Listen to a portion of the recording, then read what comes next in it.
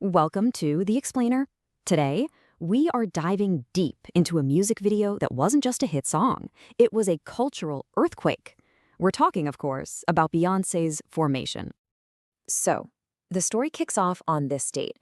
And when I say it kicks off, I mean out of nowhere. No press releases, no hype, nothing.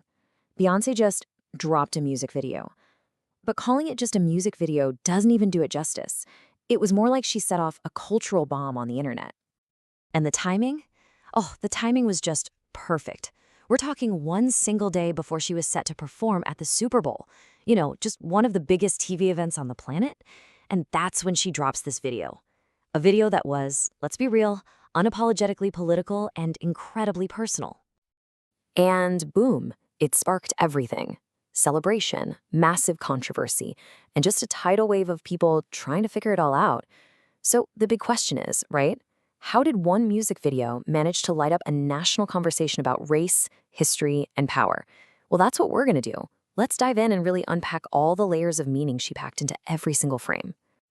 All right, first up, the Super Bowl surprise. This was really the one-two punch that turned this from a song release into a full-blown national event. Okay, but to really get what this video is about, you have to look at where it's set. The location is everything.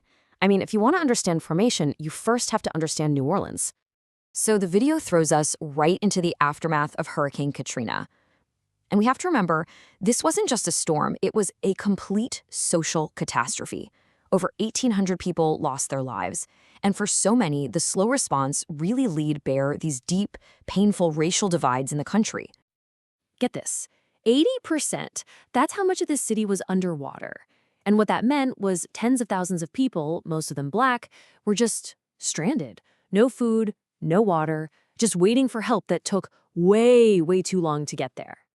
And, you know, this feeling that the government response was just not enough, that became the story. It sparked this huge national debate about racial inequality. It all kind of crystallized in that now famous moment when Kanye West went on live TV and said, George Bush doesn't care about Black people. And that brings us to maybe the most iconic image from the entire video. Beyoncé on top of a New Orleans police car as it sinks into the floodwaters. I mean, wow, it's such a powerful visual. She's literally on top of a symbol of authority, and she's confronting that whole history of a failed response, that feeling of being abandoned. It sets this incredibly defiant tone for the rest of the video. Okay, so the video uses the past, right? It uses Katrina to set the stage. But its message? That is aimed squarely at the present day. And that's where we get into its political formation. You have to remember the context here. This video dropped right in the middle of the rise of the Black Lives Matter movement, which had started a few years earlier, back in 2013. And the movement's message, its symbols, they are woven into the very fabric of this song and video. And the visuals are just so direct. There are these scenes that are impossible to miss. You've got a young Black boy in a hoodie, which is a clear nod to Trayvon Martin, and he's dancing right in front of a line of riot police. And then what happens? The police raise their hands, just like in the hands up, don't shoot gesture. And if that wasn't clear enough, this all tied directly into her Super Bowl performance the very next day, where her backup dancers were dressed in homage to the Black Panther Party on its 50th anniversary. The political statement was loud and clear. But here's where it gets really clever. The video connects the present struggles right back to the civil rights movement. We see this newspaper with Martin Luther King Jr. on the cover, but look at the headline. It reframes him. He's not just a dreamer, he's something more, something that actually echoes the song's lyrics, a hard worker, someone who earned their success. But believe it or not, the video goes even deeper into history. We're talking all the way back to the antebellum South. And this is all about reclaiming a really painful part of American history. So, the antebellum era. This was the period before the Civil War, defined by a plantation economy built on the brutal system of slavery. And what does Beyoncé do? She doesn't shy away from it. She confronts this history head-on, taking its most powerful symbols and completely flipping them on their head. Case in point, you see her and a group of other Black women dressed in these gorgeous, elaborate, antebellum-style gowns. Now, historically, who wore those dresses? They were symbols of the wealth and power of white slave-owning families. They were basically a uniform for the top of a race's social ladder. And that's the genius of it, right? It's totally subversive. By putting these symbols of oppression on powerful, proud Black women, she just rips away their old meaning and gives them a new one. it becomes this powerful act of reclamation. It's a visual statement of empowerment, of defiance. And that same energy, it's all over the lyrics too.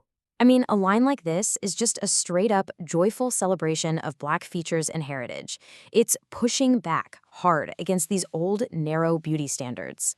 So, okay, we've talked about New Orleans, Black Lives Matter, antebellum history.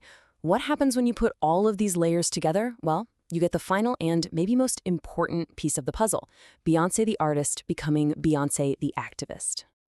If you look at this through feminist lens, maybe thinking about a theorist like Bell Hooks, you start to see that this is way more than just a performance. Beyoncé is embodying a real political commitment, one that recognizes how race, class, and gender are all tangled up together. And his song itself is just an anthem for empowerment from all sides. It's about economic power for women, getting your paper. It's about sexual agency. It's about celebrating her own power as a mother and a leader. And it all wraps up with that famous call to action. Okay, ladies, now let's get information.